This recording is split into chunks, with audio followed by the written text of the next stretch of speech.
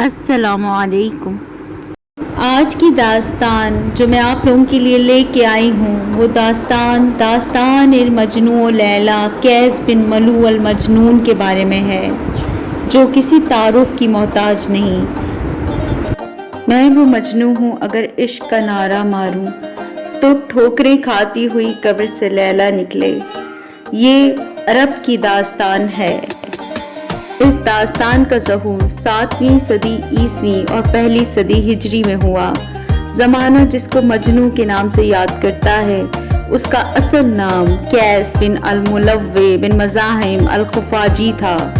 وہ 645 عیسوی یعنی 24 ہجری کو موجودہ نجد کے علاقے میں پیدا ہوا، جو آج ریاض، قصیم اور حائل کے علاقوں پر محیط ہے۔ مجنون کی پیدائش نبی کریم حضرت محمد صلی اللہ علیہ وآلہ وسلم کے وفات کے 14 سال بعد ہوئی۔ گویا یہ وہ زمانہ ہے جب سینکڑوں کی تعداد میں صحابہ کرام موجود ہوں گے۔ یہ تقریباً وہ زمانہ ہے جب عمر بن خطاب رضی اللہ عنہ کی خلافت کا زمانہ جاری تھا۔ مجنون کا انتقال 43 برس کی عمر میں 688 عیسوی یعنی 68 ہجری میں ہوا، اور اس وقت مروان بن الحکم خلیفہ تھا۔ قیس بن الملوح نجد میں موجود بنو عامر کے سردار کے گھر پیدا ہوا۔ لیلا قیس کے چچا کی بیٹی تھی اور اس کا اصل مکمل نام لیلا بنت مہدی ابن سعد تھا۔ بنو عامر کے قبیلے سے تعلق کی بنا پر اسے لیلا بن الامریہ کہہ کر بھی پکارا جاتا ہے۔ لیلا کی پیدائش 648 عیسوی یعنی 28 ہجری میں ہوئی۔ یہ بات ثابت ہے کہ دونوں کا تعلق نجد سے ہے۔ سعودی عرب میں آج بھی ایک چھوٹا سا شہر ہے جسے لیلا کہا جاتا ہے۔ یہ ماضی کے نجد کا ہی علاقہ ہے، جو آج کے سعودی شہر ریاض کے معروف علاقے الافلاج کا حصہ ہے۔ روایت کے مطابق لیلا کی پیدائش یہیں ہوئی تھی۔ یہاں کچھ فاصلے پر الغائل کا ایک قصبہ ہے جہاں پر ایک پہاڑ موجود ہے جسے جبل توبات کہا جاتا ہے، اور اس پر موجود ایک غار کے بارے میں مشہور ہے کہ لیلا اور مجنون یہاں ملا کرتے تھے۔ لوگ اس غار کو دیکھنے جاتے ہیں۔ یہ قصبہ آج بھی بیابان کی صورت ہے جہاں چٹیل پہاڑ ہے اور بدو قبائل قدیم روایتوں کے ساتھ یہاں رہتے ہیں۔ بنو عامر کا اصل وطن عراق تھا، جو موجودہ سعودی عرب کے پڑوس میں ہے۔ لیلا شہر کے اندر کچھ پرانے کھنڈرات اور آثار ابھی بھی موجود ہیں۔ لیلا شہر میں کچھ پرانے کھنڈرات، عمارات اور کچھ نشانیاں ابھی بھی موجود ہیں، جن کے بارے میں مشہور ہے کہ مجنون کی پیدائش یہیں کہیں ہوئی ہوگی۔ یاد رہے کہ بنو عامر کا اصل وطن عراق تھا، جو موجودہ سعودی عرب کے پڑوس میں ہے۔ قیس اور لیلا ایک ساتھ پلے بڑھے اور عمر بڑھنے کے ساتھ ان کے درمیان قلبی میلان پیدا ہوا، جو عمر بڑھنے کے ساتھ محبت سے عشق کی منازل طے کر گیا۔ قیس نے لیلا سے شادی کی آرزو کی تو تقدیر نے ان کے عشق کو مثال بنانے کی ٹھان لی۔ لیلا کے عشق میں قیس پہلے ہی مشہور ہو چکا تھا اور اس نے اپنی شاعری میں لیلا کو مرکز بنا رکھا تھا۔ وہ اس قدر دیوانگی کے ساتھ لیلا کے لیے اشعار کہتا کہ سننے والا حیران رہ جاتا۔ جانے پھر لوگوں نے اس کا مذاق اڑایا، یہ اسے داد دی کہ اس کا نام قیس سے بدل کر مجنون رکھ دیا۔ قیس عقل مند کو کہتے ہیں اور مجنون پاگل اور دیوانے کو۔ سو اب قیس مجنون مشہور ہو گیا، اور اس شہرت کے ہمراہ جب لیلا کا رشتہ مانگا تو غالباً یہ سبب لیلا کے باپ کو آڑ لگا اور اس نے اس رشتے سے انکار کر دیا۔ وقت کے کسی موڑ پر لیلا کی شادی طائف کے علاقے میں رہنے والے مالدار نوجوان ورد التحقفی سے کر دی گئی۔ دوسری طرف مجنون نے گھر بار چھوڑ دیا اور اپنے عشق کا درد ماں ڈھونڈنے صحراؤں میں جا بسا، جانے کیسے جیا مگر جیتا رہا اور بھٹکتا رہا۔ گزرتے قافلے اسے دیکھتے اور اس کے جنون کی داستانیں پھیل گئیں۔ ورد التحقافی لیلا کو لے کر عراق جا بسا، جہاں بیماری نے لیلا کو آ گھیرا اور لیلا کا انتقال ہو گیا۔ یہ خبر دشت کے دیوانے تک جا پہنچی تو لیلا کی تلاش بھی تمام ہوئی اور مجنو دنیا سے رخصت ہو گیا۔ وقت چلتا رہا کیونکہ وقت نہیں رکتا، وقت تو وقت کے مجنوؤں کو بھی دفنا کر گزر جاتا ہے۔ لیلا اور مجنو کا عشق داستان میں تبدیل ہو گیا۔ زمانے بیت گئے، شاعروں نے اس داستان کو قصیدوں میں ڈال کر اسے رنگین بنا دیا۔ یہ داستان نسل در نسل منتقل ہوتی گئی، پھیلتی رہی۔ روایت میں بہت سے سچ اور جھوٹ داخل اور خارج ہوتے گئے۔ شاعروں نے اسے رنگین بنا دیا۔ 7ویں صدی عیسوی کی اس داستان پہ جب 12ویں صدی کا نزول ہوا تو ایران کے علاقے شاروان کے حاکم نے مشہور شاعر نظامی گنجوی کو حکم دیا کہ وہ ایک مثنوی لکھے جو اس کے نام سے ہو۔ نظامی گنجوی بہت بڑے شاعر تھے۔ انہوں نے فارسی ادب میں پنج گنج کے نام سے اپنی 5 طویل مثنویوں کا خزانہ چھوڑا۔ یہ وہی نظامی ہیں جنہوں نے خسرو اور شیریں کی داستان بھی قلم بند کی۔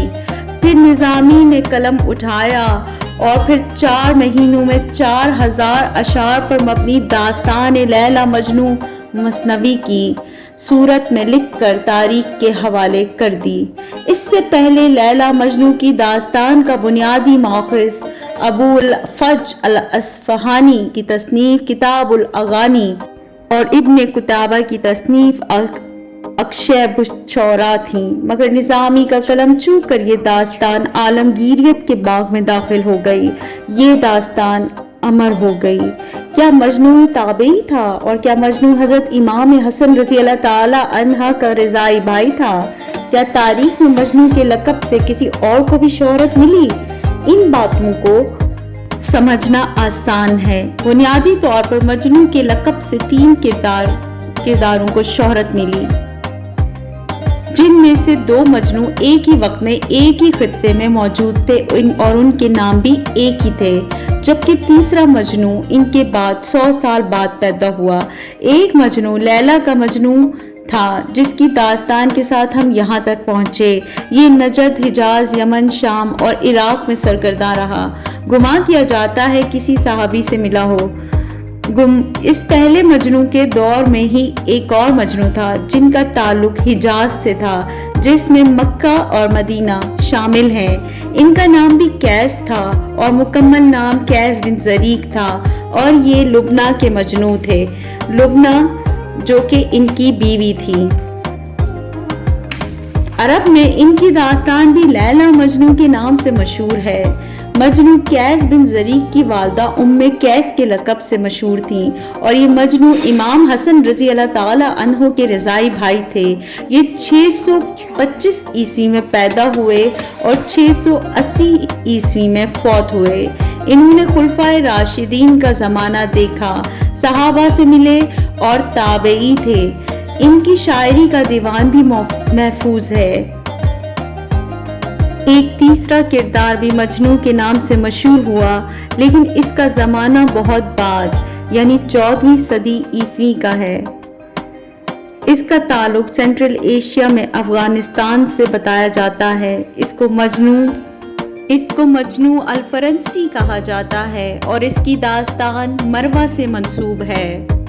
ہمارا خیال ہے کہ مجنو کے نام سے مزید کردار بھی ہوئے ہوں گے جن کو شاید عالمی شہرت میسر نہ ہوئی ہو۔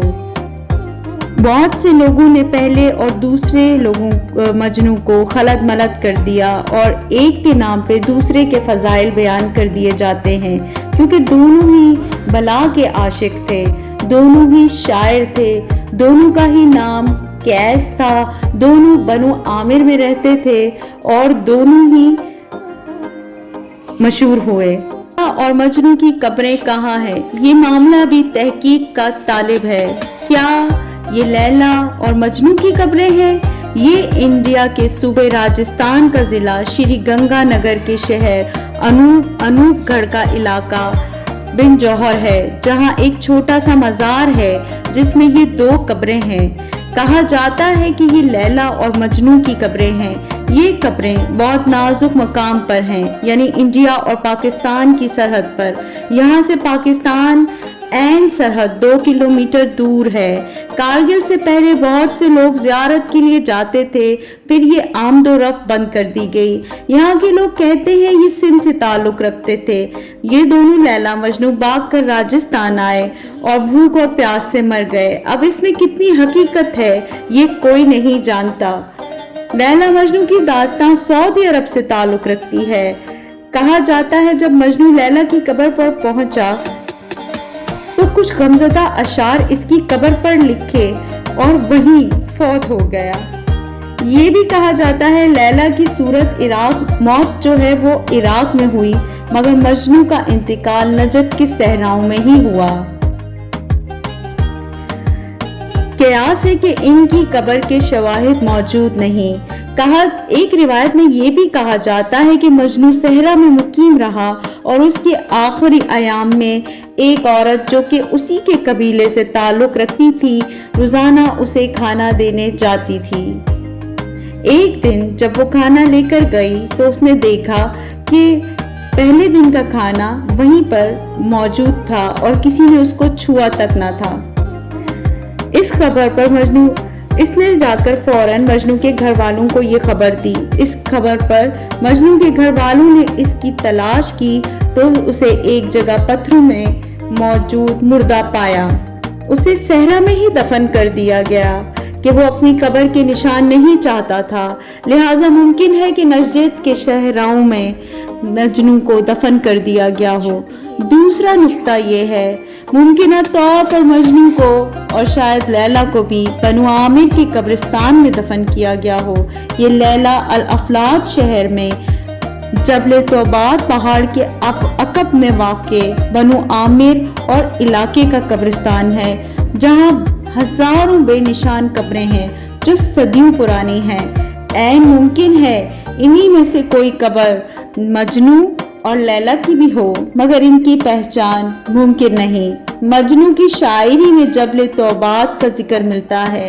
یہ دونوں حقیقت کی دنیا سے تعلق رکھتے تھے، یہ پیدا ہوئے، بڑے ہوئے، انہیں عشق ہوا، انہوں نے اسی زمین پر زندگی گزاری اور ہر ذی روح کی طرح موت کا مزہ چکھا۔ مجنو بلا کا شاعر تھا، لیلا بھی کمال کی شاعرہ تھی۔ وہ یقیناً مجنو کے بارے میں یہ کہا جاتا ہے کہ وہ یقیناً اردو ادب میں جو لوگ دلچسپی رکھتے ہیں وہ ان کے لیے یہ بات جاننا ضروری ہے کہ وہ مجنو یقیناً اپنے علاقے کا غالب یا میر رہا ہوگا، کیونکہ اس کی شاعری بھی کمال کی شاعری تھی۔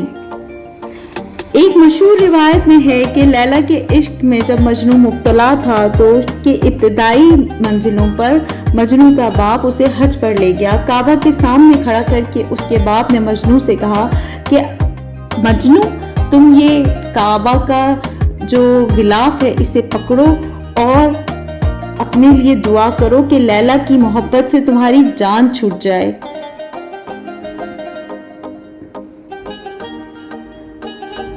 اور توبہ کرو۔ مجنو نے کعبہ کی طرف دیکھا اور شعر پڑھا جس کا ترجمہ کچھ یوں ہے، یعنی الہی میں نے تمام گناہوں سے توبہ کی مگر لیلا کی محبت سے توبہ نہیں کرتا۔